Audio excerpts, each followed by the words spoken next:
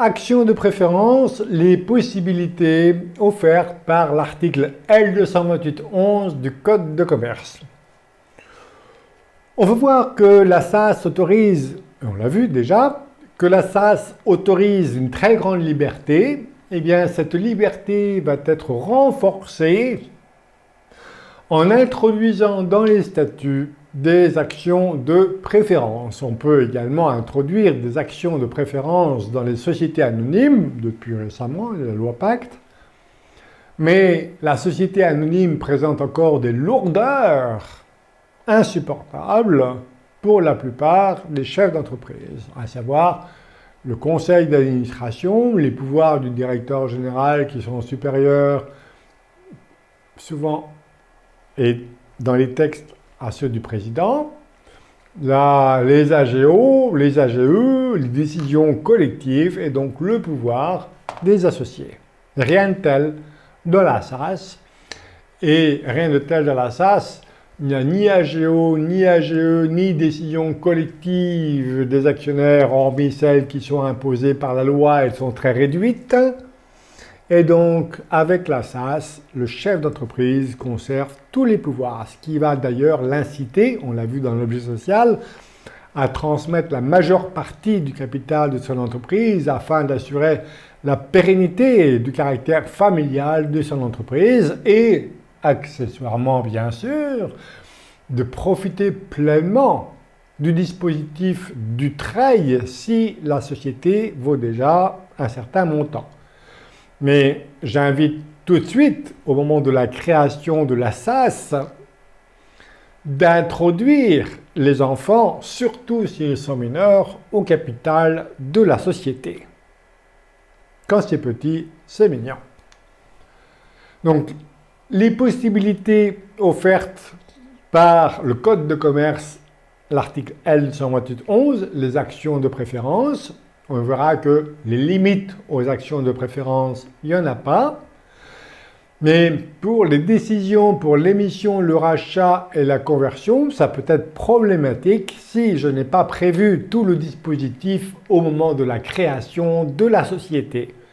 Parce qu'on peut avoir aussi, si on n'a pas introduit ces avantages particuliers, ces préférences, ces actions de préférence au moment de la création de la société, eh bien, on va être soumis à la procédure des avantages particuliers si on introduit ces avantages en cours de vie sociale. Mais si on les met au moment de la création, eh bien, la procédure des avantages particuliers est écartée. On verra qu'elle est lourde, donc coûteuse, inutile. Vraiment, pour moi, j'ai jamais vu l'utilité de la procédure des avantages particuliers, sauf à faire vivre une certaine profession. Bon, mais voilà. Et quelle lourdeur, mais aussi une perte. Ça va entraîner une perte des pouvoirs de gestion, de direction du chef d'entreprise, parce que l'émission d'une nouvelle catégorie d'actions, eh bien, il ne pourra pas voter dès lors que ces actions de préférence sont émises à son profit. Donc, attention. Voilà. On verra comment écarter, même en cours de vie sociale, la procédure des avantages particuliers. Les possibilités offertes par l'article L228-11 du Code de commerce. Ensuite, comment renforcer les pouvoirs du fondateur. Action de préférence, nature des préférences. Quel doit être le prix des actions de préférence? Oui, liberté, là encore, pour indiquer les modalités, non pas le prix, mais les modalités du calcul du prix des actions. Et on verra enfin par le contenu des statuts avec un exemple. Mais ce n'est qu'un exemple, les possibilités sont multiples. Voici un de mes articles préférés du Code de commerce, le L228-11. Aussi, j'aime bien le L228-13, qu'on verra plus tard avec les actions de préférence que j'appelle de groupe, que j'aurais peut-être regroupé ici d'ailleurs, mais L228-11 du Code de commerce, lors de la constitution de la société ou en cours de vie sociale, il peut être créé des actions de préférence avec ou sans droit de vote. Vous voyez, le texte dit une action de préférence sans droit de vote. Bon, moi j'appelle ça une dépréférence. D'ailleurs, je l'ai indiqué dans les statuts. Je crée des actions et de préférence et de dépréférence. La préférence et la dépréférence s'apprécient par rapport à l'action ordinaire. Donc il faut toujours qu'il y ait des actions ordinaires, avec chacune un droit de vote et un droit financier, et un droit à l'information. Et voilà. Et donc, voilà, je vais créer des actions de préférence avec des droits de vote renforcés, des droits financiers renforcés et des actions de dépréférence qui auront moins de un droit de vote et moins de un droit financier, par exemple. Voilà. Et donc, ces actions de préférence sont assorties de droits particuliers de toute nature, donc essentiellement, mais pas que, donc droits financiers et droits de vote. Vous voyez, dans les hiérarchies des droits de vote, mes associés fondateurs, le président, les associés fondateurs, les associés, droit de vote des associés. Et ensuite, éventuellement, collectivité des associés. Donc, tout le monde vote lorsqu'il s'agit d'une décision collective, mais comme j'ai des actions de préférence A qui me donnent chaque action 1000 droits de vote, vous voyez bien que tout le monde vote, mais je vote plus que les autres. Même si j'ai 1% du capital, je serai majoritaire en droit de vote si la décision relève, bien sûr, des associés. Le droit de vote peut être aménagé pour un délai déterminé, il peut être suspendu, et ça continue. Pour le L228.11, les actions de préférence. Les actions sans droit de vote ne peuvent pas représenter plus de la moitié du capital social pour les sociétés non cotées. Alors, ma pratique, c'est que je ne prive jamais une action de droit de vote. Jamais. Notamment, chez moi, je suis très démocratique. Tout le monde vote. Il y en a qui votent moins que moi. Mais l'idée, c'est que, attention à la privation du droit de vote, notamment pour certains dispositifs fiscaux. Pacte du travail. Pacte du travail, il faut que les associés signataires réunissent ensemble 34% des droits de vote et 17% des droits financiers. Si vous privez les actions de droit de vote, vous pouvez ne pas respecter le dispositif du travail. Donc, attention. Donc, on peut faire des préférences sur le droit de vote, mais aussi sur le droit financier. Droit financier, droit aux dividendes, droit aux boni de liquidation. On peut priver, en principe, les actions de dépréférence, notamment, sont privées du droit préférentiel de souscription. On verra plus tard ce que c'est que le droit préférentiel de souscription, mais sauf clause contraire. Donc moi, j'ai tendance à dire que les actions de dépréférence, on verra ce que c'est qu'une action de dépréférence pour moi, sont privées du droit préférentiel de souscription, sauf décision contraire. Mais à chaque fois, c'est sauf décision contraire. De qui? À vous de déterminer, en fonction de hiérarchie de décision que vous aurez créée au sein des statuts. Sinon, le droit préférentiel de souscription au cas d'augmentation de capital est proportionnel au nombre d'actions, sauf clause contraire. Donc, comment renforcer les pouvoirs du fondateur? On va éviter l'unanimité ou la majorité des droits de vote ou des actionnaires. Donc, le plus souvent, je précise que toutes les décisions, qu'elles soient collectives ou pas, sont prises à la majorité des droits de vote.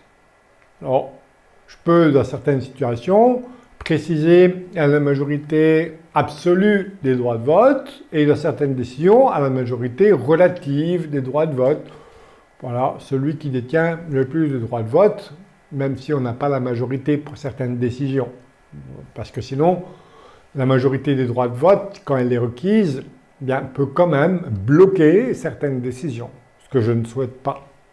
Voilà, ce que le chef d'entreprise, souvent, ne souhaite pas. Surtout quand il n'est plus là, parce qu'on va voir que ma pratique, c'est de limiter les préférences tant que le chef d'entreprise, le dirigeant, il est en capacité d'agir. Sinon, d'ailleurs, on verra l'importance de préciser que les préférences s'éteignent, notamment en cas de décès de son propriétaire. Elles deviennent des ordinaires. Voilà. Et je vais encore, ça va me permettre encore d'éviter le risque fiscal.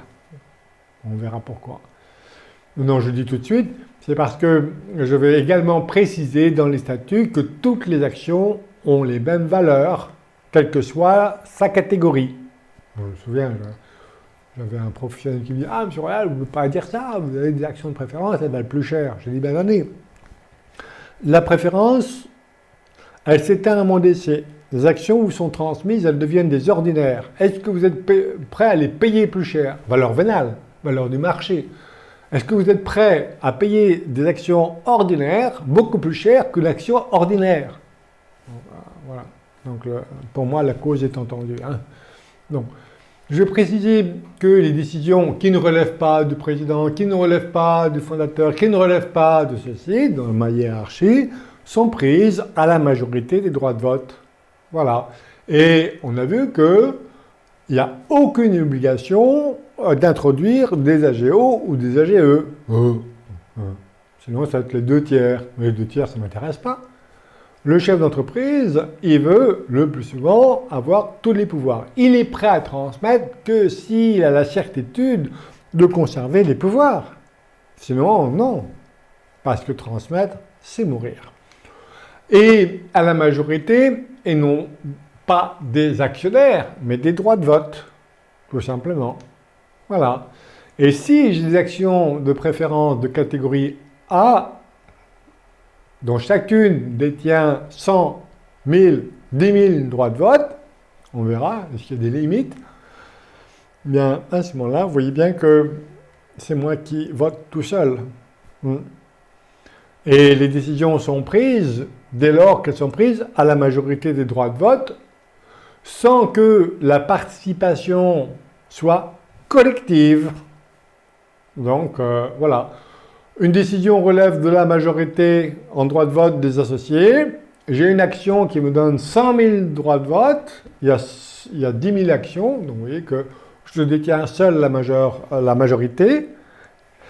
Je décide seul.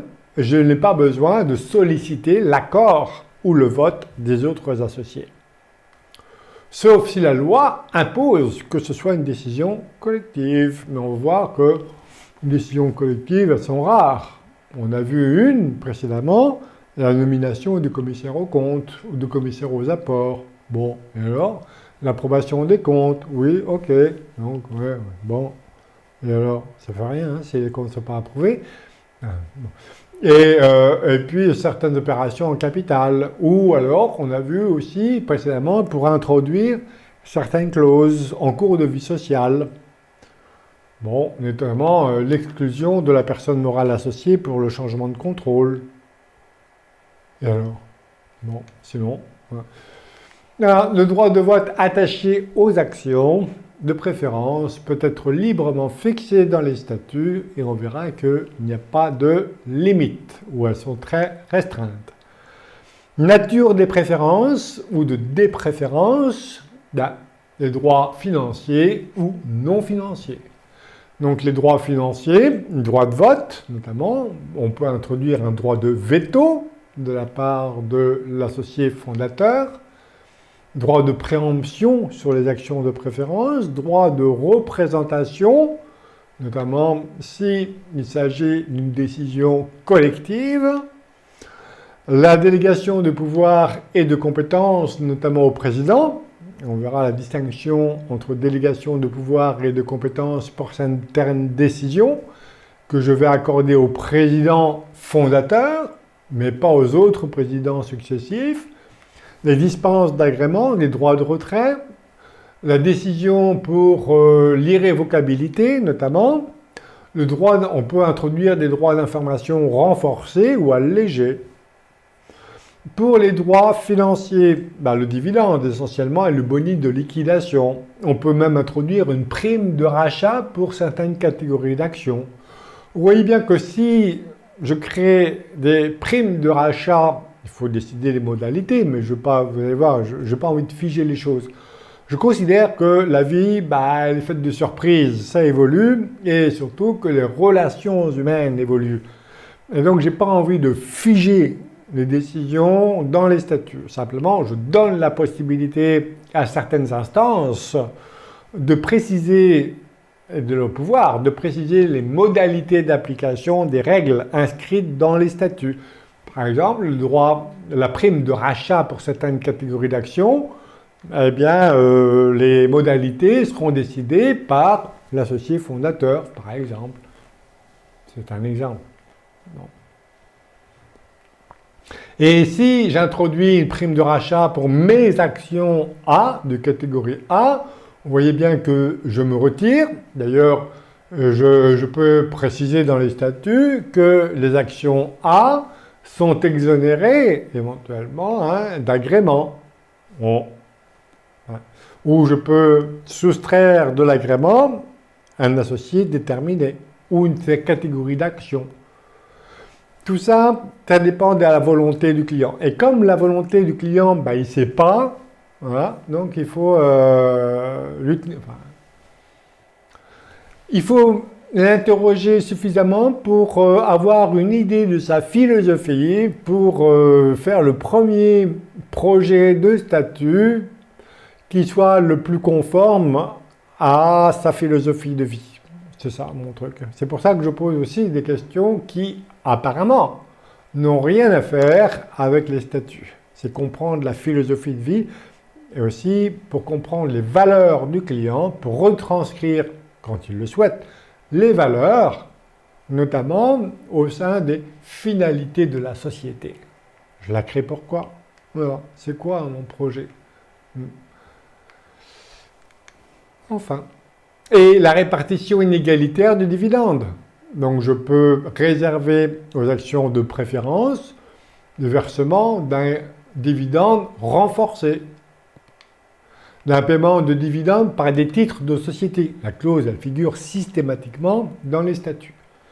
Parce que si vous ne prévoyez pas le versement d'un dividende en nature, notamment par la rémunération des titres de la société ou des titres de la société détenue par la SAS, vous ne pouvez pas parce que ça constitue un accroissement des engagements d'un associé. Et on a vu que, article 1836, alinéa 2 du Code civil, on ne peut pas accroître les engagements d'un associé sans son consentement. C'est pour ça qu'il faut prévoir toutes les possibilités dans les statuts et donner au fondateur le pouvoir de décider d'utiliser ces potentialités-là ou pas. Qui peut le plus, peut le moins. Un premier dividende, un dividende prioritaire, cumulatif, progressif. Alors, voilà. Ça, c'est ce qu'on lit dans les livres, mais j'en ai pas l'utilité. Mais voilà, je vais vous dire de quoi il s'agit, mais j'en ai jamais trouvé pour le moment le terrain d'application. Voilà. Je fais beaucoup plus simple que ça. Donc, voici ce que c'est qu'un dividende prioritaire. Les actions de la catégorie A prélève en premier un dividende prioritaire, souvent exprimé en pourcentage de la valeur nominale. Les actions de catégorie B se partagent le solde, avec ou non les catégories A. Un dividende cumulatif qui reste dû à l'actionnaire d'une année sur l'autre si aucun détachement de dividende n'a eu lieu. Donc, si aucun dividende n'a été distribué une année, celui qui a droit à un dividende cumulatif percevra l'année suivante, si on peut distribuer un dividende, voilà, et le dividende habituel, ainsi que le dividende qu'il aurait dû percevoir l'année précédente. Un dividende progressif suivant les résultats de la société. Un dividende inégalitaire. La possibilité d'un dividende inégalitaire est tout à fait possible, même sans recourir aux actions de préférence. Soit parce que c'est inscrit dans les statuts, soit, ma préférence, soit par une décision unanime prise avant la clôture de l'exercice. Et voici donc, cette possibilité est inscrite de dividendes inégalitaires par la loi, dans la loi et par la jurisprudence constante. En deux mots, s'il y a une telle jurisprudence aussi nombreuse, c'est qu'il y a eu des attaques, et notamment des attaques de l'administration fiscale. Attention, les jurisprudences constantes n'écartent pas le risque de l'abus de droit fiscal. Je prends un exemple. Je procède à une distribution inégalitaire au profit d'un associé, personne morale, à l'IS. Quand bien même la holding ne détient que 5% du capital de la société opérationnelle. Ça, vous voyez bien que si la motivation fiscale est de bénéficier du régime fiscal mère-fille, je suis sous le coup de l'abus de droit fiscal. Donc, attention, une répartition inégalitaire du résultat n'est pas sans risque fiscal. Il faut, comme toujours, faire en sorte que les motivations économiques l'emportent sur les considérations fiscales. Ça, c'est une constante. Hein? Donc, motiver les opérations. C'est pour ça, on a vu précédemment, dans l'organisation juridique, le préambule de mes statuts, j'explique les motivations économiques de l'organisation juridique de l'ensemble du groupe familial pour justifier ensuite, éventuellement, en plus, non seulement déjà a priori et non pas a posteriori, on peut toujours motiver a posteriori, mais c'est beaucoup plus dangereux pour moi. Moi, j'anticipe, je motive a priori, notamment les distributions inégalitaires au profit de la personne morale associée. Les motivations économiques doivent toujours l'emporter sur les considérations fiscales. Tout petit, les considérations fiscales. Très très important, les motivations économiques. C'est pour ça que, vous voyez, je fais des croquis, des dessins dans mes statuts. Je fais aussi des arbres généalogiques. C'est de l'humain, c'est de l'économique. C'est jamais du fiscal. Si mon schéma d'ensemble a pour conséquence d'entraîner des économies fiscales, je présente toutes mes excuses à l'administration fiscale. Voilà. Mais c'était la seule organisation possible qui vise à assurer la pérennité de l'entreprise familiale. Il m'arrive parfois, quand c'est possible, d'expliquer que tel schéma est inapproprié à la pérennité de l'entreprise familiale, que je suis contraint à adopter telle organisation juridique. Malheureusement,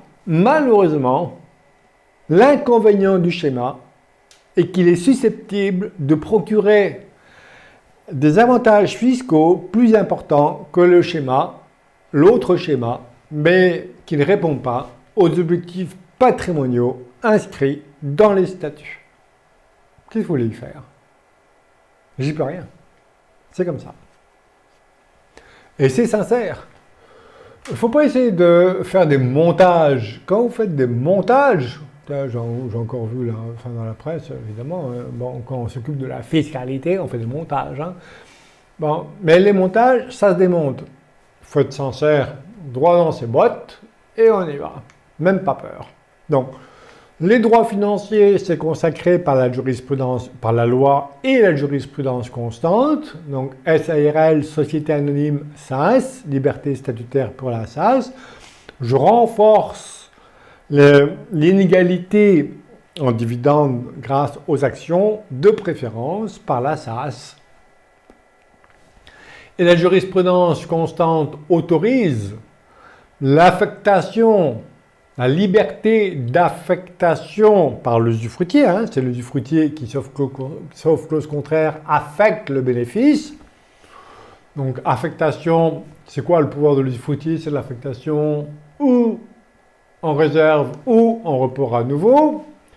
Et il y a une jurisprudence qui nous dit que la part du bénéfice du dividende prélevé sur le bénéfice de l'exercice et le report à nouveau revient à l'usufruitier, et les sommes prélevées sur les réserves reviennent au nu propriétaire. Alors vous voyez bien l'opération, paf, ça y est, moi usufruitier par exemple, je décide d'affecter les bénéfices en réserve et ensuite une décision de distribuer les réserves au profit des nus propriétaires.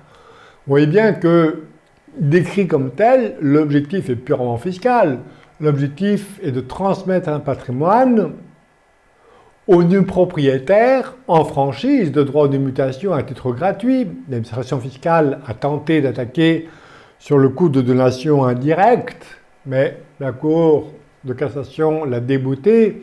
Pourquoi? Parce que il ne peut pas s'agir d'une libéralité d'une donation. Pourquoi? Parce que le bénéfice de l'exercice, le report à nouveau, les réserves appartiennent à la société. Pour qu'il y ait donation, il faut un appauvrissement du donateur. Or, comme les sommes appartiennent à la société, l'usufruitier n'a pas pu réaliser une donation parce qu'il n'avait pas la disposition des sommes. Mais vous voyez bien que l'objectif principal en faisant ça, si ce n'est pas motivé, il est principalement fiscal. Donc, on encourt le risque de l'abus de droit, ça c'est sûr. Même si une grande partie de la doctrine affirme le contraire. Bon, chacun a sa ligne blanche, sa ligne jaune, non, sa ligne blanche, mais voilà, moi je ne franchis pas ça. Hein. Vous voyez bien que, à moins que les motivations économiques l'emportent sur les considérations fiscales, et je n'ai pas trouvé encore d'application pour expliquer que pour trouver des motivations économiques à cette affectation, liberté d'affectation par l'usufruitier. Si le patrimoine n'est pas démembré, eh bien on peut avoir aussi la possibilité d'un dividende inégalitaire, soit par une règle statutaire, liberté statutaire, 1844 du Code civil, applicable également à la SAS, et que je vais renforcer par la nature des actions de préférence. Possibilité de renoncer aux dividendes en faveur des autres associés, mais pour moi, ça peut constituer une libéralité taxable de droit de mutation à titre gratuit. On ne renonce pas chez moi. Voilà. Mais on a une répartition inégalitaire, variable entre les catégories d'actions. Ça a du sens. Donc, nombreuses combinaisons possibles pour les actions de préférence, des actions donc de différentes catégories, des actions de catégorie avec un droit de vote de préférence, également un droit financier de préférence, un droit de vote de préférence, un droit financier ordinaire, un droit de vote de préférence, un droit financier plafond, un droit de vote plafond, un droit financier de préférence, un droit de vote ordinaire et un droit financier ordinaire. Ah, ça, ce sont mes actions ordinaires. Ça, c'est mon étalonnage, c'est la référence pour apprécier les actions de préférence ou de dépréférence. Donc, pour s'agissant des actions de dépréférence, voilà, un droit de vote plafond, un droit financier ordinaire, un droit de vote plafond, un droit de financier plafond, un droit de veto, et un droit de financier aussi réduit. Hein. Une action ordinaire va avoir un droit financier 1, un droit de vote de 1, une action de dépréférence va avoir peut-être 0,10% de droit de vote et 0,10% de droit financier, par exemple. Voilà. On verra que une des limites, c'est que il y a prohibition de la clause qui attribue la totalité des bénéfices à un associé ou des pertes à un associé, ou qui l'exonère de la totalité des pertes, ou qui lui prive de la totalité des bénéfices. Mais vous voyez bien que si j'attribue des droits financiers à des catégories d'actions, en effet, si j'ai mis une action de dépréférence qui n'a pas de droit financier et que j'ai un associé qui ne détient que des actions de dépréférence, il va se retrouver avec aucun droit financier. Alors, pour moi, ça, c'est impossible. Est interdit, selon la jurisprudence constant, la clause qui prive un associé de tout droit au bénéfice, ou qui l'exonère de la totalité des pertes. Mais pour moi, je suis prudent, je dis que c'est également prohibé la clause qui entraîne, qui ne prive pas directement, mais qui peut entraîner une privation du bénéfice. Voilà. Donc j'ai une clause de secours qui est par exemple dans le cas où un actionnaire ne détient que des actions privées de tout droit financier, et bien à ce moment-là, son droit financier total, il est de 1, il est de 100. Comme ça, vous voyez, il n'est jamais privé de tout droit financier. C'est un exemple.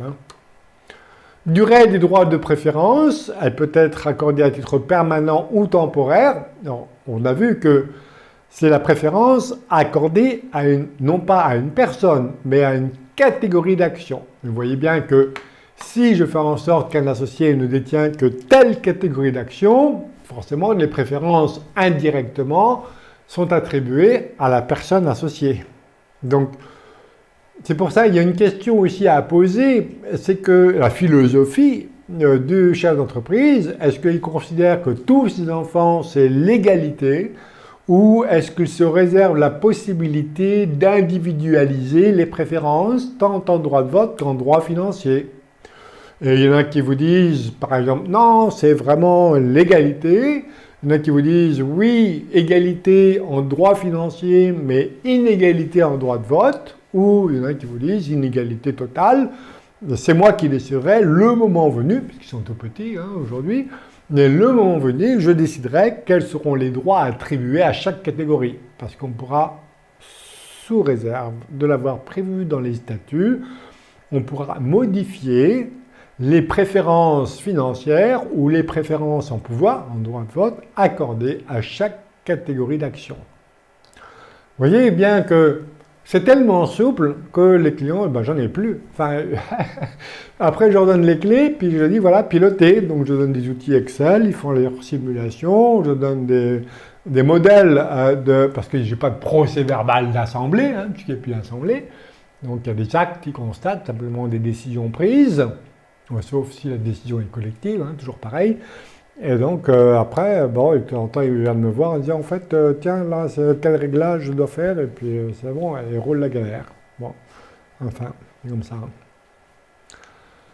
Les droits attachés à une action ou une catégorie d'actions peuvent être supprimés dans certaines limites pour un délai déterminé ou déterminable, aménagé, augmenté, réduit, converti, rétabli. Mais on verra que, attention, alors tout est possible au moment de la création de la SAS, mais alors ici, les possibilités de modifier sont beaucoup plus restreintes en cours de vie sociale si les statuts n'ont pas prévu.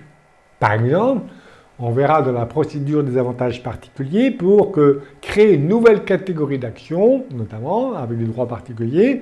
Bien moi, éventuellement, le bénéficiaire de l'émission, je ne pourrais pas voter pour l'émission de cette nouvelle catégorie. Il faut tout prévoir à la création des statuts. Ma pratique est de prévoir plein de catégories d'actions, même si je crée ces catégories-là, mais je n'émets pas forcément des actions dans toutes les catégories. Mais elles sont prévues. Et les droits sont variables. Ils peuvent être modifiés par qui? Par l'associé fondateur, par exemple. Donc les droits particuliers peuvent être aménagés ou suspendus pour un délai déterminé ou déterminable. Voilà, la limitation temporaire ne doit pas dépendre de la volonté non motivée, mais être liée à un événement objectif. Limiter la décision potestative qui ne dépend que de la volonté d'une seule personne.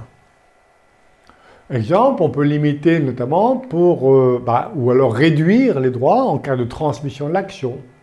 On tient de dire que les préférences, elles s'arrêtent pour la catégorie B, pour la société, pour l'associé pour lequel une procédure d'exclusion est engagée. Tout à coup, allez, les droits passent, ou la catégorie qu'il détient B passe en catégorie ordinaire, ou en catégorie Z, de dépréférence. Vous voyez, tout est possible, tout est imaginable. Hein. Je vais également indiquer, non pas le prix des actions de préférence, mais les modalités de calcul des actions de préférence. Et ce conseil-là est valable pour toutes les formes de société. Hein. Et voilà, est-ce que les actions de préférence valent plus cher que les actions ordinaires? Notamment, l'administration fiscale pourrait m'opposer que, attendez, vous faites un pacte Dutreil sur 75% ou 90% des actions, mais vous conservez des actions de préférence qui ne sont pas soumises au pacte Dutreil, donc en fait, vous ne réunissez pas les 34% de droits de vote et de droits financiers, par exemple. Ou je considère que les 90% d'actions transmises valent non pas 100 comme vous me le prétendez, mais elle va 10 fois moins que les actions de préférence que vous avez gardées. Et donc je pratique l'abattement de 75% sur 10% de la valeur de l'ensemble de l'entreprise. Là on est mal, évidemment. C'est donc, et d'ailleurs, j'ai tout intérêt à ce que les préférences s'éteignent en cas de transmission. Sauf certaines transmissions, notamment. Donc je vais prévoir tout ça dans les statuts. Je peux très bien dire que toutes les actions et les préférences s'éteignent, notamment les catégories A, B, sauf dans certaines situations. Et comme elles s'éteignent pour devenir des actions ordinaires, c'est pour ça que j'inscris dans les statuts que les actions ont toutes les mêmes valeurs. Sauf exception.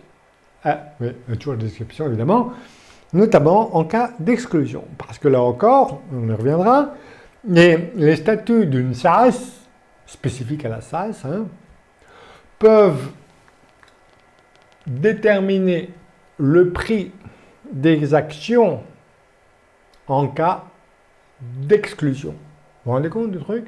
Alors voilà, c'est une clause que je fais figurer dans la plupart des situations.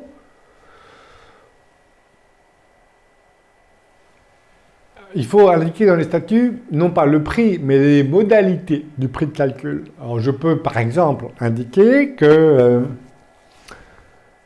les actions en cas d'exclusion, le prix des actions, des actions qui sont exclues sont calculées à leur valeur nominale et non pas à leur valeur vénale. La valeur vénale de l'action est de 1000 et la valeur nominale de souscription vaut 1 euro. Je t'exclus, mais avec une valeur de 1 euro, pas de 1000, 1 euro. Oh oui, monsieur Royal, c'est pas possible. Si, c'est possible. Voilà, c'est pas moi qui l'invente quand même. Bon, je ne sais plus quelle est la référence de code de commerce, de l'article du code de commerce, mais on verra que c'est tout à fait possible. Après, on me dit, oui, mais fiscalement, mais je m'en fiche, Non, je m'en fiche. C'est accessoire fiscalement, parce que si l'administration fiscale considère que l'action vaut 1000, il pénalisera encore plus la société exclue. On n'est pas là pour punir, mais et alors? Bon, voilà. Mais qui peut le plus, peut le moins, et il faut arrêter avec les dogmes en disant c'est pas possible. Hein? À chaque fois qu'on dit c'est pas possible, je vous invite à demander quelle référence. Ah, c'est de l'abus de droit. Quel texte? Quelle référence? Et là, silence radio. Hein? Si c'est silence radio, c'est que c'est pas vrai. Le plus souvent. Hein? Sinon, c'est blablabla. Enfin, bref. Donc, en principe, oui, les actions de préférence valent plus cher. On a une jurisprudence d'assaut de 2011 qui affirme, bien sûr, que les actions de préférence, l'administration fiscale, ici c'est dans l'autre sens, aurait dû considérer que les actions de préférence valent plus cher, donc selon les circonstances particulières. Mais comme j'ai prévu dans mes statuts la déchéance des préférences pour que l'action de préférence devienne ordinaire, bon, à ce moment-là, vous voyez que toutes les actions valent le même prix. Et les statuts, ça c'est commun à toutes les sociétés, hein, code civil, donc applicable à toutes les sociétés civiles et commerciales. les statuts peuvent fixer les règles et les modalités de détermination ou de la valeur des titres. Les modalités de la valeur des titres, du calcul de la valeur des titres. Ça, c'est particulièrement également important, notamment lorsque un associé sollicite le juge pour être autorisé à se retirer de la société. En principe, avec des clauses avec moi d'agrément, d'inaliénabilité, aucun associé ne peut se retirer. Mais on ne sait jamais, et normalement le juge doit se référer au statut. Mais on ne peut pas empêcher un pétage de plomb des personnes, ça, bon, hein, c'est pas des machines, ouais, bon. Et donc, pour éviter le pétage de plomb du juge, eh bien, si le juge autorise un associé à se retirer et que les statuts n'indiquent pas les modalités du prix, donc du 143.4 du Code civil, eh bien, le juge nomme un expert et l'expert a tout pouvoir pour évaluer seul le prix de rachat des actions de l'associé autorisé à se retirer. Sauf clause contraire. Voilà. Sauf si les statuts indiquent les modalités du prix de rachat, à ce moment-là, l'expert nommé par le juge est tenu à retenir cette valeur.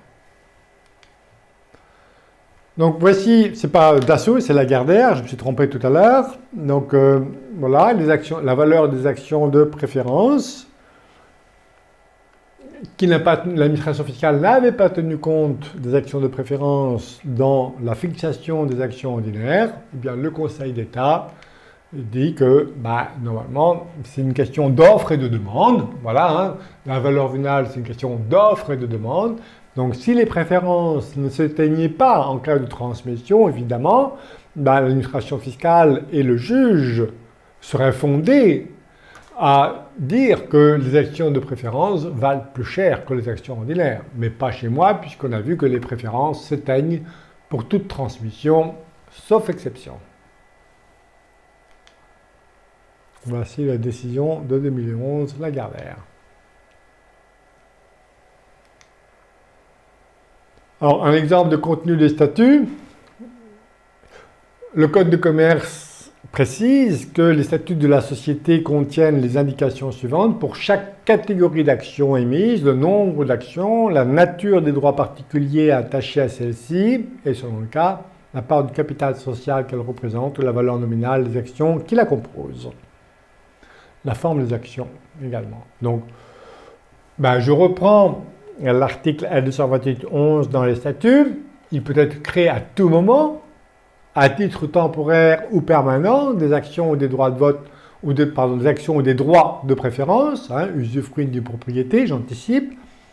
D'ailleurs, je vais prévoir, dès la création de la société, la répartition des droits de vote et des pouvoirs entre usufruitiers et nus propriétaires, dans le cas, bien sûr, où les actions viendraient à être démembrées. Donc, elles peuvent être assorties, ces droits ou ces actions, de droits particuliers de toute nature, notamment des droits de vote, des droits financiers, 3 petits points, et les actions de préférence, telles que les actions de dépréférence, telles que les actions de catégorie Z, j'ai plusieurs catégories, Y, Z, sont privées du droit préférentiel de souscription pour toute augmentation du capital en numéraire, sauf décision contraire. Vous voyez, on peut toujours ajouter sauf décision contraire, c'est ma règle chez moi. Voilà la règle, sauf décision contraire. De qui? De l'associé fondateur ou de tel groupe d'associés. Voilà, l'imagination est au pouvoir. Savoir écouter son client. Il existe différentes catégories d'actions. Chaque action d'une même catégorie détient les mêmes préférences. Voilà, l'égalité, on verra que l'égalité, on l'a vu, entre associés, c'est un dogme, une fausse croyance. Il n'y a pas de principe d'égalité entre actionnaires, entre associés, une décision de la Cour de justice européenne. Mais par contre, si on crée des préférences, des actions de préférence, eh bien, chaque catégorie d'actions doit avoir les mêmes préférences pour toutes les actions, évidemment. Donc les préférences et les dépréférences, préférences négatives, je précise, parce que le Code de commerce n'a pas prévu le terme dépréférence, s'apprécie aux droits attachés aux actions ordinaires, qui détient un droit de vote et un droit financier. La pleine propriété d'une action A détient tant de droits de vote, tant de droits financiers, l'usufruit, tant de droits de vote, tant de droits financiers. Je précise que une action démembrée, le total des droits de vote est égal au total des droits de vote d'une action détenue en pleine propriété. Par exemple, tout est possible. On va prévoir la déchéance, notamment, et les causes qui amènent la déchéance ou le changement de catégorie d'action. Eh bien, d'action de préférence de catégorie A devient de catégorie ordinaire pour telle situation. On a vu un exemple, transmission, mais il y en a plein d'autres imaginables. Il est impossible de prévoir toutes les situations ici dans ce cours, mais l'imagination est au pouvoir, savoir écouter. Possibilité de maintenir les préférences dans certaines situations, par exemple pour l'enfant repreneur, par exemple, s'il est identifié.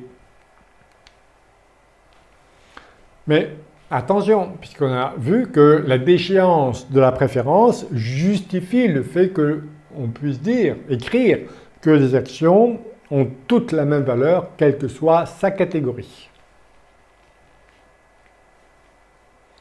Décisions concernant les droits particuliers et leur transmission, bien les décisions concernant les droits attachés à une catégorie d'actions sont variables. Et ils sont décidés par, et voilà, il faut préciser par qui. Et on va prévoir le changement de catégorie d'une action. Donc, non seulement chez moi le droit il est variable, vous voyez, il varie entre des limites, et en plus, la catégorie peut changer pour devenir soit une dépréférence ou une préférence renforcée. Voilà. Et en cas de mésentente, je reviendrai sur la cause éventuellement d'exclusion, la mésentente. Je ne veux pas attendre que la mésentente paralyse le fonctionnement de la société, comme c'est prévu dans le Code civil, pour prononcer la dissolution de la société par le juge. Non, la mésentente avérée est une cause d'exclusion et bien, en cas de mésentente, les actions de préférence de l'associé dont l'exclusion est envisagée eh bien, deviennent des ordinaires ou des préférences. Mais je préfère prendre pas le risque, on ne sait jamais. Bon, ça devient des ordinaires, tout simplement. Voilà. Et pacte du travail, l'exonération de 75% de la base taxable, droit de mutation à titre gratuit. En cas de donation avec réserve d'usufruit, eh bien les pouvoirs de l'usufruitier doivent être statutairement limités à l'affectation des bénéfices. Et on a une réponse ministérielle qui précise que la limitation des pouvoirs de l'usufruitier peut ne concerner que les titres soumis à engagement du travail. Donc je vais rappeler cette règle dans les statuts pour éviter de limiter les pouvoirs à l'ensemble des actions, mais limiter les pouvoirs uniquement sur les actions soumises à l'engagement de conservation du travail. Donc, dans le cas où une action fait l'objet d'un engagement de conservation et que la loi l'exige, vous voyez, voilà, c'est uniquement, et non pas selon le dispositif du travail, les pouvoirs de l'usufruitier sont limités à l'affectation des bénéfices, parce que si le travail change, et j'ai inscrit ça dans les statuts, le travail change, mais pas les statuts. Donc voilà. Vous voyez, c'est pour ça que mes statuts sont toujours évolutifs. Voilà, ça fait 30 ans que je les rédige, ça fait, il y a des clients que je n'ai pas vus pendant 30 ans. Cette limitation des pouvoirs ne concerne que les titres soumis à engagement de conservation.